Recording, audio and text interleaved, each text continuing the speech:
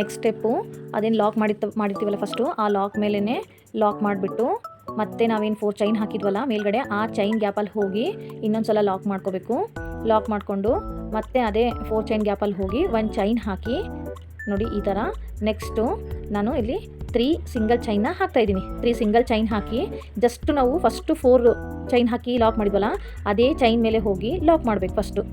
ಅದಾದಮೇಲೆ ನಾವೇನು ಕುಚ್ಚು ಹಾಕಕ್ಕೆ ಬಿಟ್ಟಿದ್ವಲ್ಲ ಅಲ್ಲಿ 3 ಸಿಂಗಲ್ ಚೈನ್ ಹಾಕಿ ಮತ್ತೆ ಹಾಗೆ ನಾವು ಲಾಕ್ ಮೇಲೇ ಲಾಕ್ ಮಾಡಬೇಕು. ಫಸ್ಟಿಗೇನು ಲಾಕ್ ಮಾಡಿದ್ವಲ್ಲ ಅದ್ರ ಮೇಲೇ ಲಾಕ್ ಮಾಡಬೇಕು. ಮತ್ತು ಅಗೇನ್ ನಾವು ಆ ಗ್ಯಾಪಲ್ಲಿ ಹೋಗಿ ಒಂದು ದಾರ ತೊಗೊಂಬಂದು ಚೈನ್ ಹಾಕಬೇಕು. 2 ಚೈನ್ ಹಾಕಿ ಮತ್ತು ನಿಡಲ್ ಮೇಲೆ 1 ಟೈಮ್ ದಾರ ಸುತ್ತಕೊಂಡು ನಾವೇನು ಆರ್ಚ್ ಹಾಕ್ಬೇಕಂತ ಜಾಗ ಬಿಟ್ಟಿದ್ವಲ್ಲ ಬೀಡ್ ಮೇಲೆ ಅಲ್ಲಿ ಹೋಗಿ ದಾರ ತೊಗೊಂಬಂದು 3 ದಾರ ಇರುತ್ತೆ, 2ರಲ್ಲಿ 1 2ರಲ್ಲಿ 1 ಈ ಥರ ಮಾಡಬೇಕು ಫ್ರೆಂಡ್ಸ್. ಮತ್ತು ನಿಡಲ್ ಮೇಲೆ 1 ಟೈಮ್ ದಾರ ಸುತ್ಕೊಂಬರಬೇಕು. 3 ದಾರ ಇರುತ್ತೆ, 2ರಲ್ಲಿ 1 2ರಲ್ಲಿ 1 ಮಾಡಬೇಕು. ಸೊ ನೋಡಿ ಇಲ್ಲಿ 3 ದಾರ ಇರುತ್ತೆ, 2ರಲ್ಲಿ 1 2ರಲ್ಲಿ 1 ಮತ್ತು ನಿಡಲ್ ಮೇಲೆ 1 ಟೈಮ್ ದಾರ ಸುತ್ಕೋಬೇಕು. 5 ಚೈನ್ ಗ್ಯಾಪಲ್ಲಿ ಹೋಗಿ ದಾರ ತೊಗೊಂಬಂದು 2ರಲ್ಲಿ 1 2ರಲ್ಲಿ 1 ಮಾಡಬೇಕು.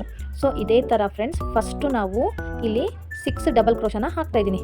6 ಡಬಲ್ ಕ್ರೋಶ ಫಸ್ಟು ಹಾಕಿದ ಮೇಲೆ ನೋಡಿ ಸ್ವಲ್ಪ ದಾರ ಮೇಲೆ ಎತ್ತಬೇಕು. ಸ್ವಲ್ಪ ದಾರ ಮೇಲೆ ಎತ್ತಿ ಒಂದು ಸ್ಮಾಲ್ ಬೀಡನ್ನ ಆ್ಯಡ್ ಮಾಡ್ತಾಯಿದ್ದೀನಿ.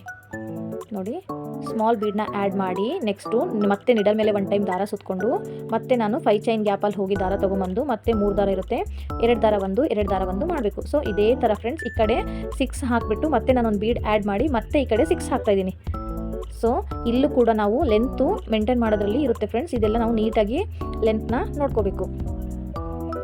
ಒಂದು ಚಿಕ್ಕದು ಒಂದು ದೊಡ್ಡದು ಆದರೆ ಅದು ಫಿನಿಶಿಂಗ್ ಅಷ್ಟು ಚೆನ್ನಾಗಿ ಕೂರೋದಿಲ್ಲ. ಸೊ ಹಾಗಾಗಿ ನಾವು ಇಲ್ಲಿ ಡಬಲ್ ಕ್ರೋಶ ಹಾಕ್ತೀವಲ್ಲ ಅದನ್ನು ನಾವು ನೀಟಾಗಿ ನೋಡಬೇಕು. ನೆಕ್ಸ್ಟ್ ಇದಾದಮೇಲೆ 4 ಚೈನ್ ಗ್ಯಾಪಲ್ಲಿ ಹೋಗಿ ದಾರ ತೊಗೊಂಬಂದು ಒಂದು ಲಾಕ್ ಮಾಡಬೇಕು.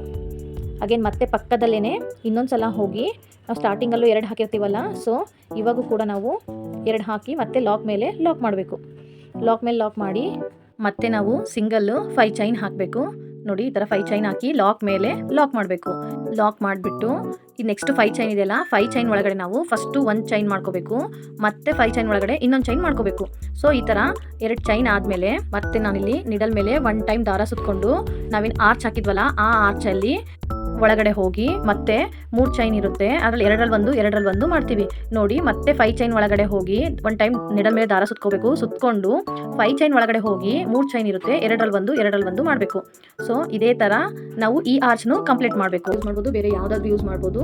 ನೆಕ್ಸ್ಟು ಈ ಥರ 57 ದಾರನ ಕುಚ್ಚು ಕಟ್ಟಿದ್ದೀನಿ ಫ್ರೆಂಡ್ಸ್. ಹಿಂಗೆ ಡಬಲ್ ಮಾಡಿದರೆ 300 ಆಗುತ್ತೆ. ಸೊ ಈ ಥರ ಕುಚ್ಚು ಕಟ್ಟಿದ್ದೀನಿ ನೋಡಿ. ಇದು ಡಿಸೈನ್ ತುಂಬ ಚೆನ್ನಾಗಿದೆ, ತುಂಬ ಲುಕ್ ಕೊಡುತ್ತೆ ಮತ್ತು ಯೂನಿಕ್ ಆಗೂ ಇದೆ, ಬೇಗನೂ ಆಗುತ್ತೆ ಫ್ರೆಂಡ್ಸ್. ಇದು